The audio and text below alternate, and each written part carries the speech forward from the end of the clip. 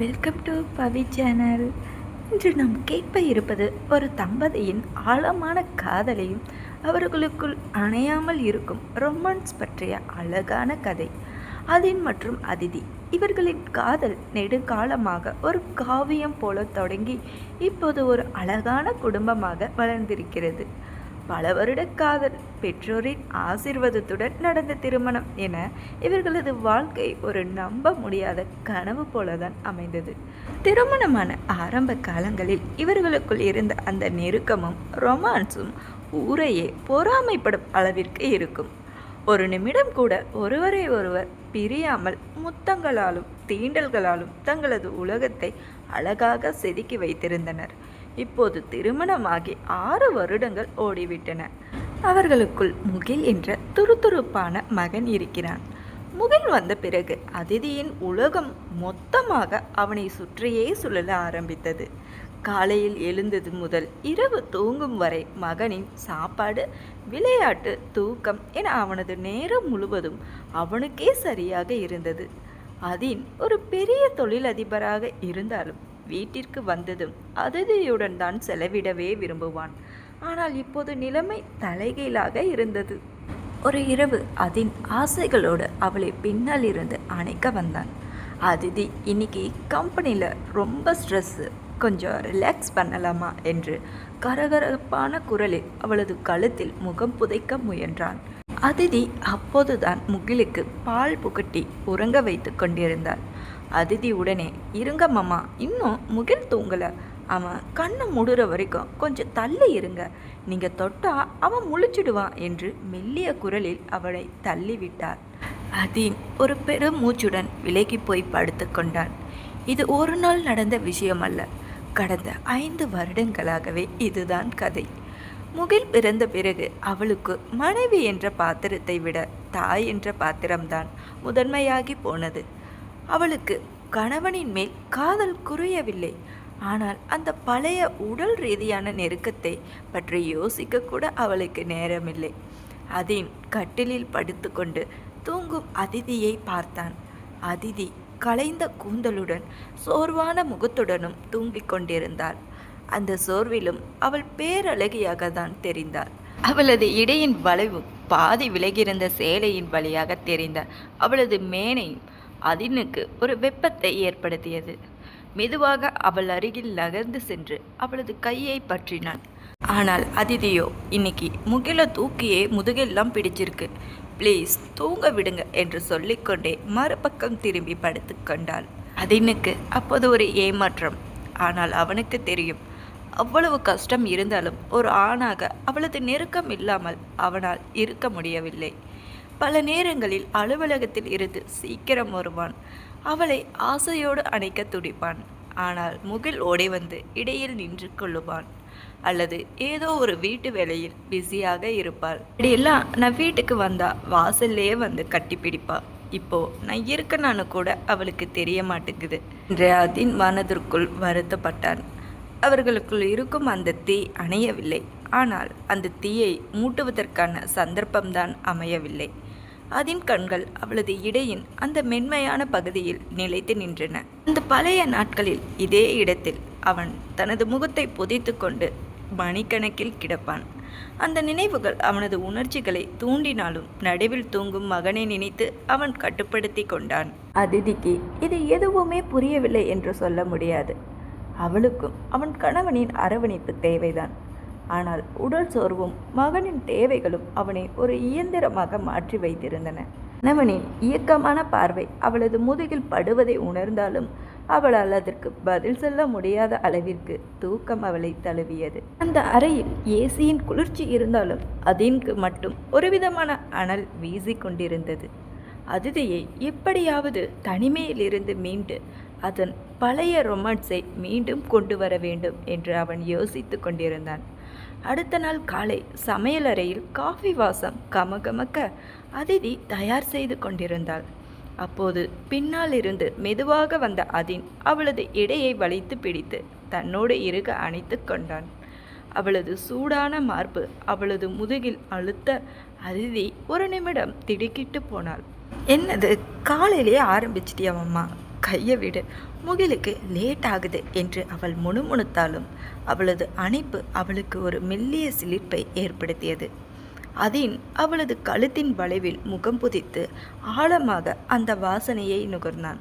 நேற்று நைட்டு தான் என்னை விரட்டி விட்ட, இப்போவாச்சும் கொஞ்சம் என்னை கவனிடி ப்ளீஸ் என்று அதின் கெஞ்சி கொண்டே அவளது காதோரம் மெதுவாக கடைத்தான். ப்ளீஸ், முகில் ஓடி வந்துட போகிறான், சின்ன பையன் முன்னாடி இதெல்லாம் தப்பு என்று அவனை தள்ள முயல அதின் விடாமல் அவளை தன் பக்கம் திருப்பினான். அவளது இரு கைகளும் பற்றி சமையல் மேடையோடு அணைத்து அவளை தனது கட்டுப்பாட்டிற்குள் கொண்டு வந்தான். கொஞ்ச நேரம் தாயா என்று அவளோ ஒரு சின்ன கிஸ் மட்டும்தான் என்றார். எதுக்காக இவ்வளவு சீன் போடுற என்று குறும்பு மின்னும் கண்களோடு அவளது முகத்தை நெருங்கினான். அதிதி அவனது கண்ணை தவிர்க்க முடியாமல் சரி சீக்கிரம் என்று கண்களை மூடிக்கொள்ள அதின் சிரிக்கத் தொடங்கினான். கிஸ் கொடுக்க சொன்னால் ஏதோ இன்ஜெக்ஷன் போடுற மாதிரி கண்ணை மூடிக்கிட்ட, அப்படி என் கண்ணை பார்த்து கொடு என்று அவளை சீண்டினான். அவளது முகத்தை ஏந்தி பிடித்து 5 வருடம் ஆச்சு. ஆனால் இன்றைக்கும் உன்னை பார்க்கும்போது அந்த பழைய ஸ்கூல் டேஸ் தான் ஞாபகம் வருது.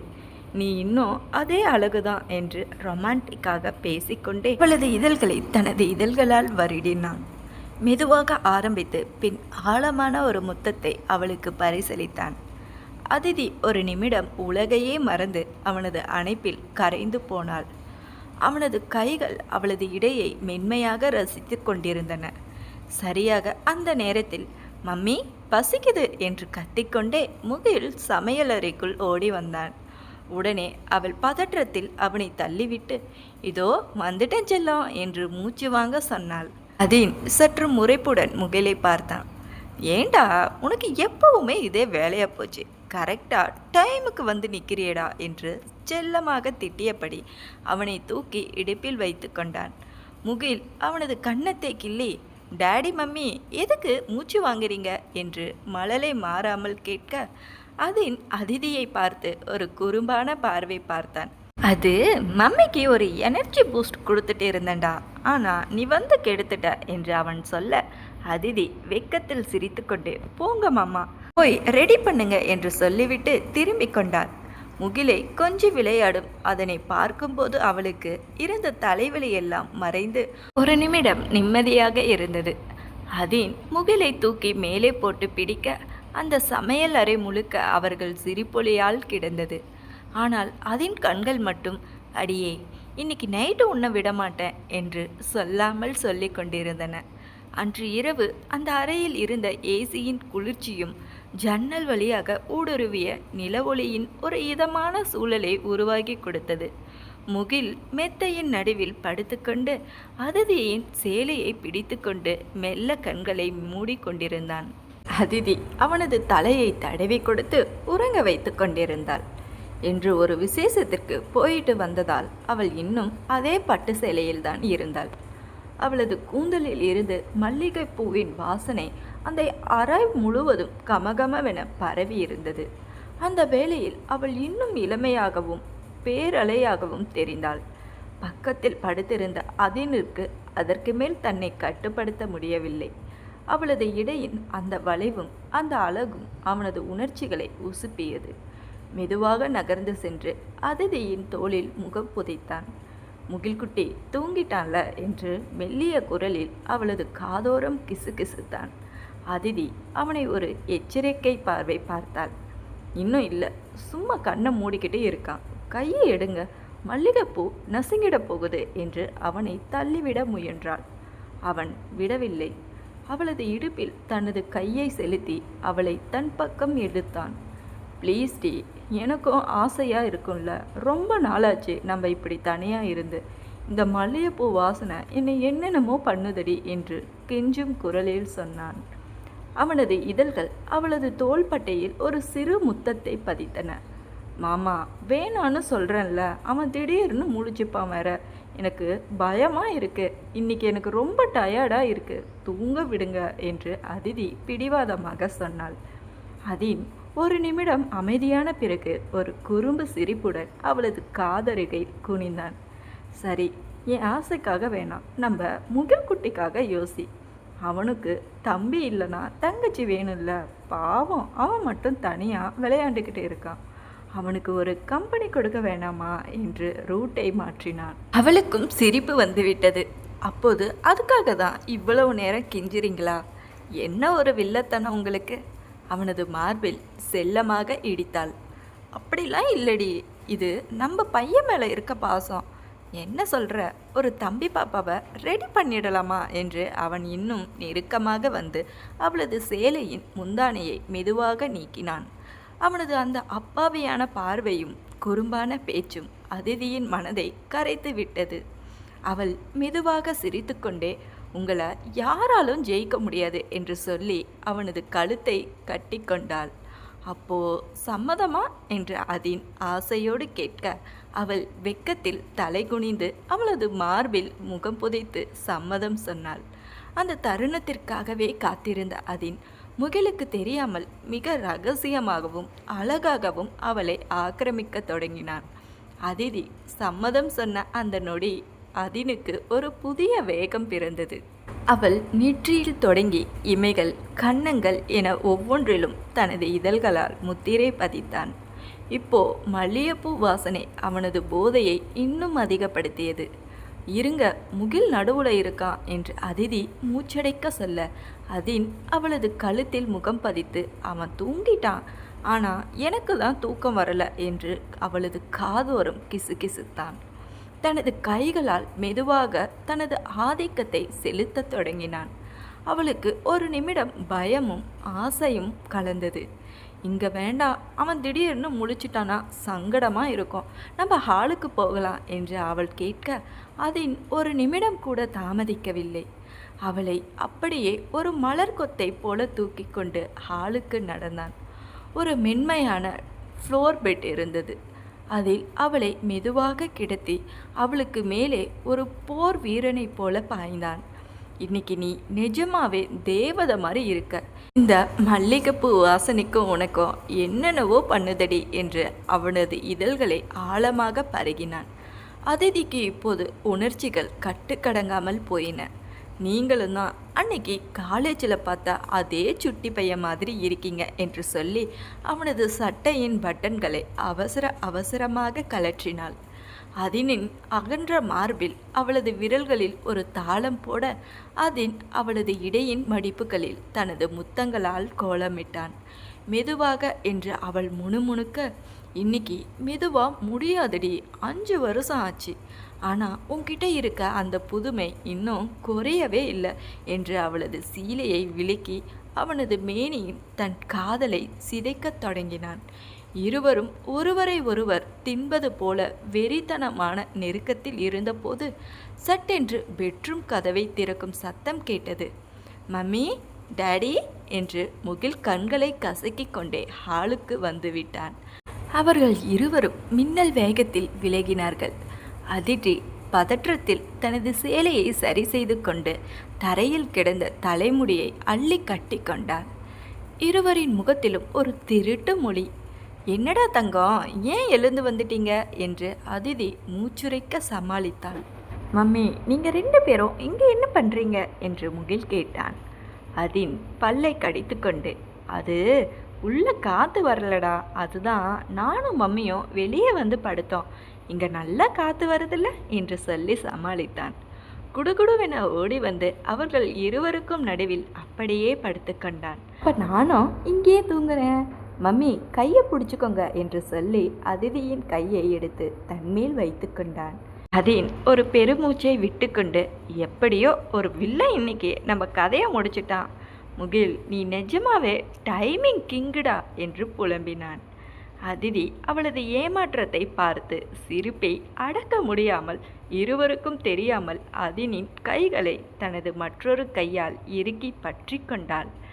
இருங்க, நாளைக்கு பார்த்துக்கலாம் என்று ஜாடையாக சொல்ல அதின் அவளது கையை அழுத்தமாக பிடித்து கொண்டான். முகில் நடுவில் நிம்மதியாக உறங்க அவர்கள் இருவரும் கைகளும் பிணைந்திருக்க அந்த இரவு ஒரு அழகான குடும்ப காவியமாக நிறைவேற்றது. மறுநாள் காலை அதினிடம் ஒரு அத்தியாவசியமான சுறுசுறுப்பு தற்றி கொண்டிருந்தது. வழக்கமாக அலாரத்தை அணைத்துவிட்டு புரண்டு படுப்பவன் இன்று அதிதி எழும்புவதற்கு முன்னே எழுந்து விட்டான். முகிலை தூக்கி கொண்டு போய் குளிக்க வைத்து அவனுக்கு யூனிஃபார்ம் மாட்டிவிட்டு குனிந்து அவனது ஷூலேஸ்களை கட்டி கொண்டிருந்தான். அவனது முகத்தில் ஒரு மர்மமான புன்னகையும் கண்களில் ஒரு மின்னலும் இருந்தது. காஃபி கப்புடன் சமையலறையிலிருந்து வந்த அதிதி திடீர் மாற்றத்தை பார்த்து அப்படியே உறைந்து போனான். என்ன சார், இன்னைக்கு சூரியன் மேற்கே உதிச்சிருச்சா? காலையிலேயே பயங்கர எனர்ஜியாக இருக்கீங்க என்று கிண்டலாக கேட்டாள். அது நிமிர்ந்து அவளை பார்த்து ஒரு கண்ணடித்தான். இன்னைக்கு ஒரு முக்கியமான ஃபங்க்ஷன் இருக்குது, அதுக்கு தான் இவ்வளோ முன் ஏற்பாடு. நான் முகில ஸ்கூலில் விட்டுட்டு அப்படியே ஆஃபீஸில் ஒரு பர்மிஷனை போட்டு வந்துடுறேன், நீ ரெடியாக இரு என்று சொல்லிவிட்டு முகிலை தூக்கி கொண்டு பைக்கில் பறந்தான். நேரம் நகரத் தொடங்கியது. 10:30 மணி இருக்கும். அதிதி அவன் சொன்னது போல ஒரு அழகான மஞ்சள் நிற பட்டு சேலையை உடுத்தி மல்லிகை பூவை சூடி லேசான மேக்கப்புடன் ஒரு தேவதையைப் போல தயாராகி நின்றாள். என்ன ஃபங்க்ஷன்னு சொல்லவே இல்லையே என்று தனக்குள்ளேயே முணுமுணுத்தபடி வாசலையே பார்த்து கொண்டிருந்தாள். ஒரு காலிங் பெல் சத்தம் கேட்டது. வந்துட்டேன் என்று உற்சாகமாக கத்திக்கொண்டே ஓடிப்போய் கதவை திறந்தாள். வெளியே அதின் நின்று கொண்டிருந்தான். அதிதி, நான் கிளம்பிட்டேன், போகலாமா என்று அவள் கேட்க, அதின் அவளை மேலிருந்து கீழ்வரை ஒரு தீர்க்கமான பார்வையில் அளந்தான். இந்த பார்வையில் இருந்த அந்த தகிப்பு அதிதிக்கு ஏதோ ஒரு ரகசியத்தை சொன்னது. உடனே ஏதும் சொல்லாமல் அவன் உள்ளே நுழைந்து அடுத்த வினாடி கதவை பின்னால் தள்ளி படார் என்று தாளிட்டான். அதிதி குழப்பத்துடன், என்ன பண்ணுறீங்க, ஃபங்க்ஷனுக்கு லேட் ஆகலையா என்று கேட்க, அவன் அவளை மெதுவாக அந்த சுவரோடு அணைத்து அவளது இடையை சுற்றி தனது வளமான கரங்களால் வளைத்தான். என்ன ஃபங்க்ஷன் என்று கேட்டாள். நேற்று நைட்டு முகில் வந்து கெடுத்தானே, அந்த மிச்சம் மீதி வேலையை முடிக்கிறதுக்காக தான் பர்மிஷன் போட்டு வந்திருக்கேன். இன்றைக்கி இந்த வீட்டில் நம்ம 2 பேர் மட்டும்தான், இன்றைக்கி தான் நமக்கான ஃபங்க்ஷன் என்று அவளது காதோரம் கரகரப்பான குரலில் கிசுகிசுத்தான். அதிதிக்கு இப்போதுதான் அவள் செய்த மாஸ்டர் பிளான் புரிந்தது. நீங்கள் ரொம்ப மோசம் என்று சிரித்துக்கொண்டே அவனது மார்பில் சாய்ந்தாள். அதில் அவளது முகத்தை ஏந்தி பிடித்து, 5 வருஷம் ஆகுது, ஆனால் இன்னைக்கு உன்னை பார்க்கும் போதும் அதே முதல் நாள் ஃபீலிங் தான் வருது. இந்த மல்லிகைப்பூ வாசனை இந்த செயலில் என்னென்னமோ பண்ணுது என்று சொல்லி அவளது இதழ்களை ஆழமாக பறக்கத் தொடங்கினான். அறைக்குள்ளே இருந்த அந்த தனிமை அவர்களின் காதலுக்கு ஒரு புதிய வேகத்தை கொடுத்தது. அதின் அவளை அப்படியே அள்ளி தூக்கி கொண்டு பெட்ரூம் நோக்கி நடந்தான். தனது கால்களால் கதவை எட்டி மூடி தாளிட்டவன் அவளை அந்த மென்மையான மெத்தையில் ஒரு பூவை போல கிடத்தினான். அதிதிக்கு மூச்சுரைக்க அவனை பார்க்க, அதின் அவசரம் இல்லாமல் தனது ஷர்ட்டை கழற்றி எறிந்து கட்டுக்கோப்பான மார்பு தசைகள் அந்த ஜன்னல் வெளிச்சத்தில் மின்னின. மேலே மெதுவாக அவளுக்கு மேலே படர்ந்து அவளது முகத்தை பார்த்தான். இவ்வளோ வருஷம் ஆகுது அதிதி, நான் இன்னைக்கு உன்னை தொடும்போது என் கைகள் நடுங்குது தெரியுமா என்று அவன் கரகரப்பான குரலில் சொல்ல, அதிதி அவனது கழுத்தை கட்டி கொண்டு, நீங்கள் மட்டும்தான் சார் என்னை இப்படியே தவிக்க வைக்கிறீங்க என்றாள். அதின் குனிந்து அவளது இதழ்களை ஆழமாக பருகினான். அந்த முத்தம் மிக நீண்டதாகவும் பல வருட தாகத்தை தீர்ப்பதாகவும் இருந்தது. மெல்ல மெல்ல அவனது கைகள் அவளது சேலையின் மடிப்புகளை கலைக்கத் தொடங்கின. இடையின் அந்த வளைவில்லா அவளது சூடான உள்ளங்கைகள் பட்டபோது அதிதி ஒரு மெல்லிய முணுகளோடு வில்லை போல வளைந்தாள். அவளை ஒரு முழுமையான வன தேவதையாகவே மாற்றிய அதின் அவளது மேனி முழுவதையும் தனது இதழ்களால் ஆக்கிரமித்தான். கழுத்து, தோள்பட்டை, முதுகு என அவன் முத்தமிட்ட இடமெல்லாம் அனல் பறந்தது. மெதுவா என்று அவள் முணுமுணுக்க அவன் அவளது காதோரம் குனிந்து, வலிக்குதாடி, நான் இன்னும் கொஞ்சம் பொறுமையாக இருக்கவா என்று அக்கறையோடு கேட்டான். யாரு நீ? அவனது கண்களை பார்த்து, இல்லை, இந்த வலி கூட எனக்கு சுகமாக தான் இருக்குது, நீங்கள் எனக்கு முழுசாக வேணும் என்று அவனை இன்னும் இருக்க அணைத்து கொண்டாள். அவளது அந்த செயலில் அதினுக்கு இருந்த உணர்ச்சியை இன்னும் தூண்டியது. அவளது இடையை பற்றி தன் பக்கம் இழுத்து அந்த போர்க்களத்தின் உச்சத்தை தொடங்கினான். அந்த ரூமில் இருந்த ஏசியின் குளிர்ச்சியையும் மீறி இருவரின் உடல் சூடும் அந்த மெத்தையை தகிர்த்தது. அதிதியின் மல்லிகை பூக்கள் நசுங்கி மெத்தை எங்கும் சிதறி கிடக்க அந்த வாசனையோடு அவர்களின் காதலும் காமமும் ஒன்றாக இணைந்து ஒரு புதிய உலகத்தை உருவாக்கியது. 1 மணி நேர தீவிரமான போராட்டத்திற்கு பிறகு இருவரும் ஒரு பெரிய போர்வைக்குள் ஒருவரை ஒருவர் அணைத்தபடி கிடந்தனர். அதிதியின் தலை அதினின் மார்பில் இருக்க அவன் அவளது கலைந்த கூந்தலை வருடி கொடுத்தான். என்ன சார், ஃபங்க்ஷன் நல்லபடியாக முடிஞ்சதா என்று அவள் சிரித்துக்கொண்டே கேட்க அதின் அவளை இன்னும் அணைத்து கொண்டான். ஃபங்க்ஷன் இப்போ தான் ஆரம்பிச்சிருக்கு. நிஜமாவே இன்னைக்கு தான் மனசுக்கும் உடம்புக்கும் ஒரு பெரிய ரிலாக்ஸ் கிடைச்சிருக்கு. முகிலுக்கு அப்புறம் நம்ம இப்போ தான் தனியாக இருந்தது. இதுதான் முதல் தடவை என்றான் திருப்தியுடன். பிறகு அவளது காதோரம் குனிந்து ஒரு குறும்பு சிரிப்புடன் சொன்னான். இனிமே வாரத்தில் 2 நாள் இப்படி தான் பர்மிஷன் போட்டு வீட்டுக்கு ஓடி வந்துடுவேன்.